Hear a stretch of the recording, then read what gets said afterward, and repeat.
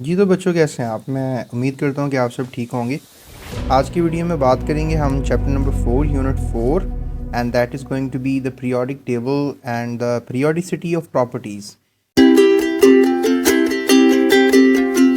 इस चैप्टर के जो शॉर्ट क्वेश्चन आंसर्स हैं उनको हल करने की कोशिश करते हैं। तो बच्चों, अगर हम पहले सवाल की तरफ देखें तो पहला सवाल है, which write the valence electronic configuration of the element present in the third period and the group 3A। तो बेसिकली इस चैप्टर में हमने जो अंडरस्टैंडिंग करनी है वो पीरियोडिक टेबल की है। लिहाजा अगर आपको हम दिखाएं ये पीरियोडिक टेबल, तो इसमें आपको नज़र आ रहा है कि यहाँ पर इस साइड पे जो हैं पीरियड्स के नंबर लिखे होते हैं, टॉप पे जो है ग्रुप के नंबर लिखे होते हैं। So that is going to be the first period, second, third, fourth, fifth, sixth और सेवन्थ। यानी कि पीरियोडिक टेबल में टोटल 7 पीरियड्स होते हैं। और they are asking a question के वैलेंस शेल इलेक्ट्रॉनिक कॉन्फ़िगरेशन लिखनी है आपने जो कि थर्ड पीरियड में हो, यानी इस पीरियड में हो और इस ग्रुप में हो। तो यहाँ पर जो एलिमेंट है हमने उसकी लिखनी है इलेक्ट्रॉनिक कॉन्फ़िगरेशन। लेकिन क्वेश्चन कम्स हेयर कि यहाँ पर एलिमेंट पाया कौन सा जाता है। देखें ना, 3A ग्रुप है और ये थर्ड पीरियड है, तो यहीं पर एलिमेंट मिलेगा ना हमें। तो अगर हम देखें यहाँ पर ये बेसिकली इसमें से उन्होंने जो है वो D ब्लॉक निकाल दिया है और ये आपको S ब्लॉक और P ब्लॉक सिर्फ नज़र आ रहा है। तो यहाँ पर थर्ड पीरियड में और थर्ड ग्रुप में आपको एक एलिमेंट नज़र आ रहा है, दैट इज़ एलुमिनियम। तो एलुमिनियम बेसिकली पीरियोडिक टेबल का जो है दैट इज़ दी एलिमेंट जो कि आता है 13th नंबर पे, 13th element of the periodic table. तो लिहाजा 13th एलिमेंट पीरियोडिक टेबल का जो है इसकी लिखनी है हमने वैलेंस शेल इलेक्ट्रॉनिक कॉन्फ़िगरेशन। तो हम यहाँ से इसका आंसर ये देख सकते हैं कि जो एलिमेंट है वो थर्ड पीरियड में है, थर्ड ग्रुप में है, दैट इज़ एलुमिनियम, जो कि 13th एलिमेंट है पीरियोडिक टेबल का। तो 13th एलिमेंट का मतलब है कि इसने फॉलो करना है, अगर इसको इलेक्ट्रॉन्स फॉलो करने हैं तो ये बेसिकली या तो फॉलो करेगा नियॉन को या तो फॉलो करेगा आर्गॉन को। आर्गॉन 18th नंबर पे आता है पीरियोडिक टेबल में और नियॉन 10th नंबर पे आता है। तो कॉन्फ़िगरेशन के लिए ये नहीं होता कि आपने पहले इसमें इलेक्ट्रॉन या कम या ज़्यादा करने हैं। इसमें होता है कि जितने इलेक्ट्रॉन्स जो रिक्वायर्ड हैं उतने ही बस पूरे कर देने। यानी 13th एलिमेंट है तो इसका एटॉमिक नंबर 13 होगा और इसमें इलेक्ट्रॉन्स भी 13 होंगे। तो लिहाजा आप ये देखें 13 इलेक्ट्रॉन्स हैं, इसका मास 27 है। तो 13 इलेक्ट्रॉन्स की कैसे करेंगे? अगर हम पहले शेल में देखें तो 2 इलेक्ट्रॉन्स आते हैं, एल शेल में देखें तो टोटल जो हैं वो 8 इलेक्ट्रॉन्स आते हैं। तो 2 और 8 10 हो गए और 13 करने हैं, तो लिहाजा 2 और 8 10 और फिर डेफिनेटली इसमें 3 आएंगे। तो इसमें जो पहला शेल है उसमें एक ही सब शेल आता है एस, और दूसरा शेल है उसमें 2 सब शेल आते हैं एस और पी, और जो तीसरा शेल है उसमें 3 सब शेल आते हैं एस, पी और डी। लिहाजा इसमें जो के है यहाँ पर 1 इसलिए लिखा है क्योंकि ये पहला शेल है, यहाँ पर एल के साथ यहाँ पर 2 और 2 इसलिए लिखा है क्योंकि ये दूसरा शेल है, और एम जो है वो तीसरा शेल है, इसलिए 3S 3P और आप 3D लिख सकते हैं। ओके, अब आप कहेंगे सर अब डी यहाँ पर क्यों लिख रहे हैं, यहाँ पे तो नहीं लिखा हुआ, मैं आपको समझाता हूँ। अब देखें एस में 2 इलेक्ट्रॉन होते हैं, आपको पता होना चाहिए, पी में 6 होते हैं और डी में 10 होते हैं। लेकिन चेक करें आप, के में तो 2 इलेक्ट्रॉन पूरे हो गए, एल में जो हैं वो 2 इलेक्ट्रॉन इसमें आ गए, 6 इसमें आ गए, टोटल 8 इसमें पूरे। एल में 8 आ सकते थे ना, 2 एस में आ गए और 2 6 पी में आ गए। अब एम में बेसिकली रह गए हैं 3, क्योंकि 2 इसमें आ गए, 6 इसमें आ गए, सॉरी 8 इसमें आ गए, 2 और 8 कितने हो गए, 10 हो गए, और पीछे 3 रह गए। तो लिहाजा 3 जो रह गए हैं उसमें आपने 2 इसमें कर दिए और 1 इसमें कर दिया। तो इसमें 6 आ सकते थे लेकिन आप कम कर सकते हैं, ज़्यादा नहीं कर सकते। तो डी की तो बारी नहीं है, इसलिए डी लिखा नहीं गया। और दूसरी बात ये है कि ये हमने कॉन्फ़िगरेशन कर ली है, that is the configuration of aluminium, and I hope कि आपको ये क्लियर हो गया होगा। तो लिहाजा आप ये कह सकते हैं कि वैलेंस शेल में ये जो 2 और 1 इलेक्ट्रॉन है, टोटल 3 इलेक्ट्रॉन आपको नज़र आ रही हैं जो कि आपको एम में नज़र आ रही हैं। सो इसकी वैलेंसी जो है वो 3 होगी, क्योंकि इसने अगर लेट्स से दैट एल्यूमिनियम ने फॉलो करना है नियॉन को, तो 3 इलेक्ट्रॉन निकाल लेंगे, ये 3 इलेक्ट्रॉन ये निकाल देगा अपनी बॉडी में से, और वो निकालने के बाद 10 इलेक्ट्रॉन्स के पास रह जाएंगे, जो कि नियॉन के पास भी 10 होते हैं। ये ऑक्टेट को फॉलो कर रही है। आर्गन को भी फॉलो कर सकता था लेकिन उसको करना मुश्किल है, क्योंकि 13 ने 18 करना है, यानी 5 इलेक्ट्रॉन ऐड करने पड़ेंगे। इसलिए एल्यूमिनियम बजाय कि 5 इलेक्ट्रॉन ऐड करे, 3 इलेक्ट्रॉन माइनस कर देता है। तो लिहाजा एल्यूमिनियम जो है वो +3 हो जाता है। लेकिन अभी +3 की वैलेंसी नहीं पूछी उन्होंने हमें कहा कि बताओ जो सेकंड पीरियड में एलिमेंट है और सॉरी थर्ड पीरियड में एलिमेंट है और थर्ड ग्रुप में है, वो कौन सा है? वो हमने एल्यूमिनियम बताया और एल्यूमिनियम की ही कन्फिग्रेशन पूछी। अगर वो एल्यूमिनियम आयन की पूछता तो हम ये वाला शेल अरेज कर देते, तो ये कन्फिग्रेशन होती है एल्यूमिनियम आयन की, और यही कन्फिग्रेशन जो है वो नियॉन की भी है। सो होप सो आपको ये बात क्लियर होगी, but the story is not over. आगे क्वेश्चन है डिफाइन हैलोजेंस। हैलोजेंस क्या होते हैं? तो अगर हम पीरियोडिक टेबल की तरफ नज़र दौड़ाएं तो जो हैलोजेंस होते हैं वो ये 7A ग्रुप कहलाता है, ठीक है। तो 7A ग्रुप को आप जो है वो नाम दे सकते हैं हैलोजेंस, ठीक है। और इन हैलोजेंस में कौन कौन से हैं? फ्लोरीन, क्लोरीन, ब्रोमीन, आयोडीन और एस्टाटीन इसमें आते हैं। तो ये आपको याद रखना चाहिए।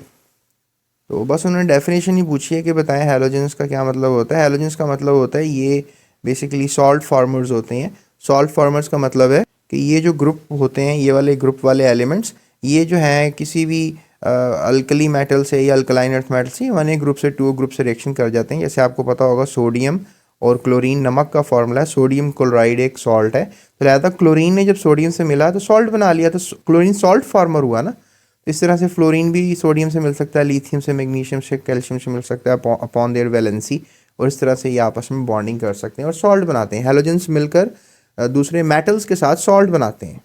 तो ये थोड़ी बहुत बातें आपको पता होनी चाहिए। So they are the 7A group, या टोटल ग्रुपिंग करें तो 17th ग्रुप बनता है। ये प्रोडक्ट टेबल की तरफ देखें ना तो ये 17th ग्रुप बनता है। जिस तरह अब आपको देखो ये प्रोडक्ट टेबल नज़र आ रहा है, मैंने सारा आपके सामने शो कर दिया। अब इसमें first group, second, third, fourth, fifth, 6, 7, 8, 9, 10, 11, 12, 13, 14, 15, 16 और 17। इसलिए मैं कह रहा हूँ कि आप हैलोजेंस को 17 ग्रुप भी कह सकते हैं अगर सारे प्रोडक्ट टेबल को आप कवर करते हैं।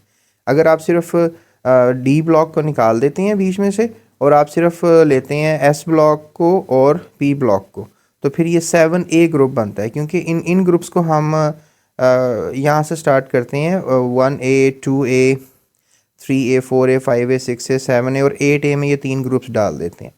तो इसकी सेटिंग भी ऐसे है, मैं आपको चलें बता ही देता हूँ। That is 1A, that is 2A, sorry इसको B कहेंगे ना, A तो हम मेन ग्रुप्स को कह रहे हैं, इसको 2B कहेंगे, और इसको क्या बोलेंगे 3B, इसको 4B, इसको 5B, इसको 6B, इसको 7B, इसको 8B और इसको भी इसी में शामिल कर लेंगे। तो ये तीनों ग्रुप्स मिलकर जो हैं ये क्या बना रहे हैं, 8B बना रहे हैं।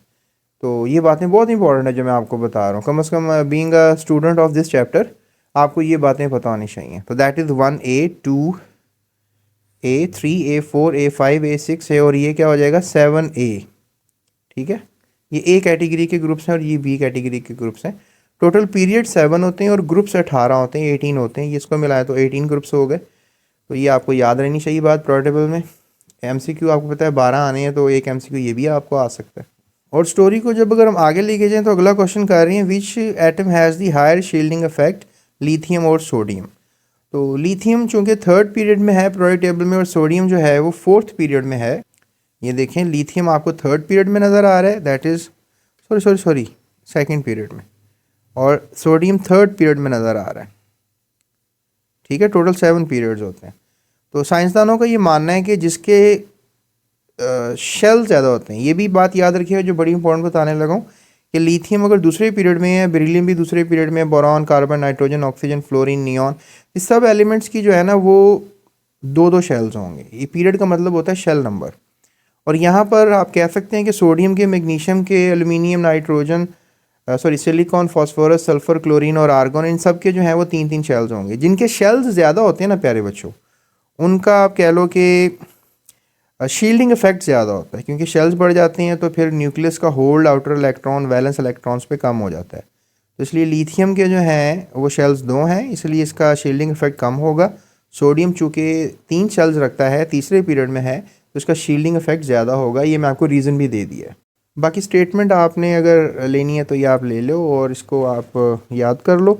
और इसके अलावा मैंने नोट्स आपके बनाए हैं, डिस्क्रिप्शन में नंबर है, उससे आप डायल करके माइनर सी अमाउंट देकर किसी भी चैप्टर के मुझसे नोट्स बल्कि जो इजी फीजी करके मैंने लिखे हैं वो हासिल कर सकते हो। ये आंसर अगर आपको लेंथी लग रहा है तो छोटा करके मैंने लिखा है, तो इससे भी छोटा करके आंसर अगर आप चाहते हैं तो वो भी मैंने आपको लिख दिया है, वो आप याद कर सकते हो, लेकिन जो फैक्टर है वो बात समझना होता है।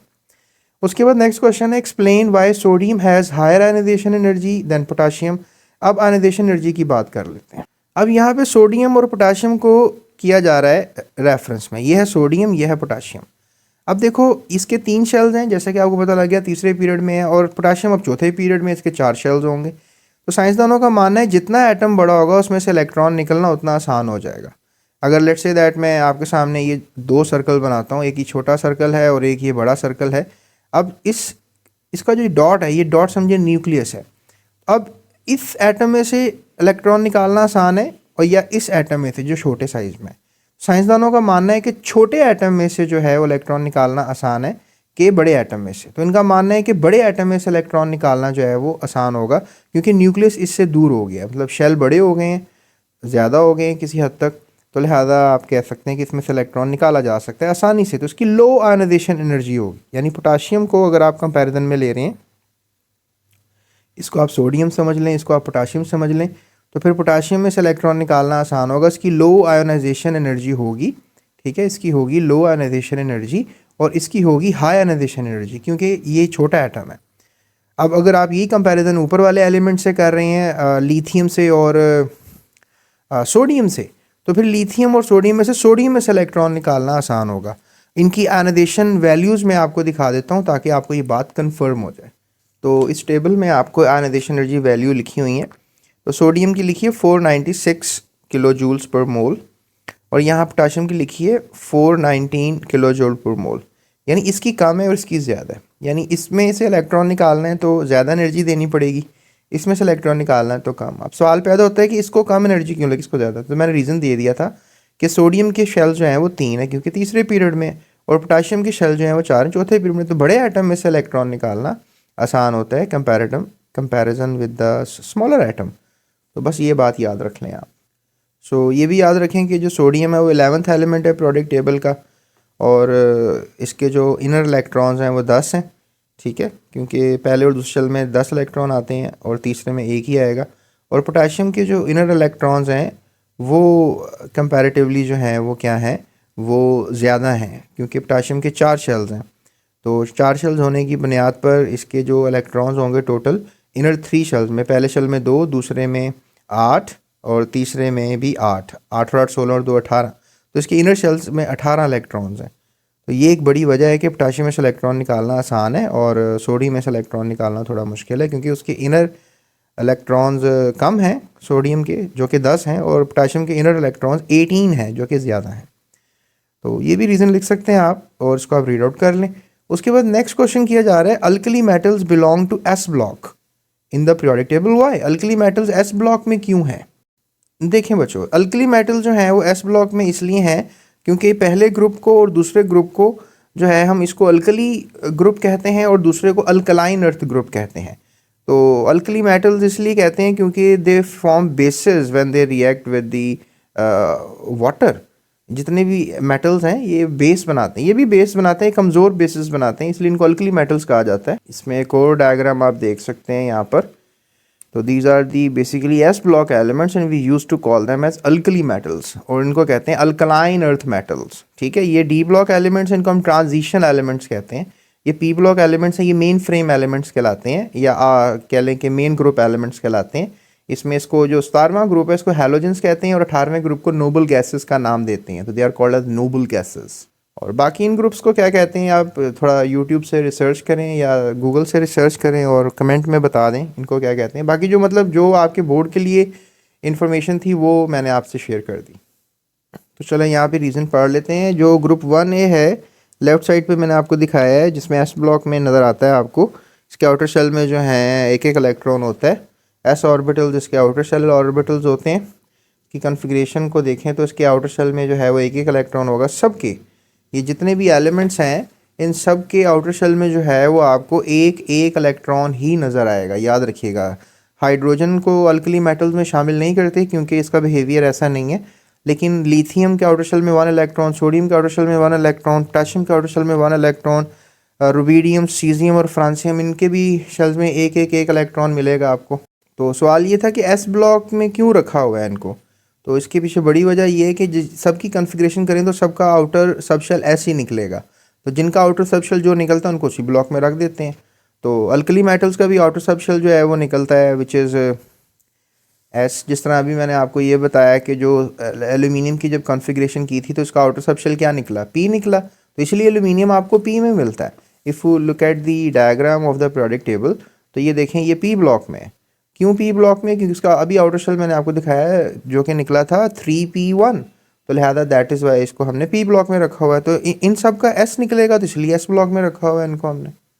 तो बच्चों ये थे हमारे शॉर्ट क्वेश्चन आंसर्स। अब हम चलते हैं लॉन्ग क्वेश्चन आंसर्स की तरफ जो कि नेक्स्ट वीडियो में आपको मिलेंगे, और डिस्क्रिप्शन में लिंक है, उसमें आप सारी बुक की वीडियोस देख सकते हैं टोटली फ्री ऑफ कॉस्ट। अगर नोट्स चाहिए तो उसके लिए माइनर सी अमाउंट आपको पे करनी होगी।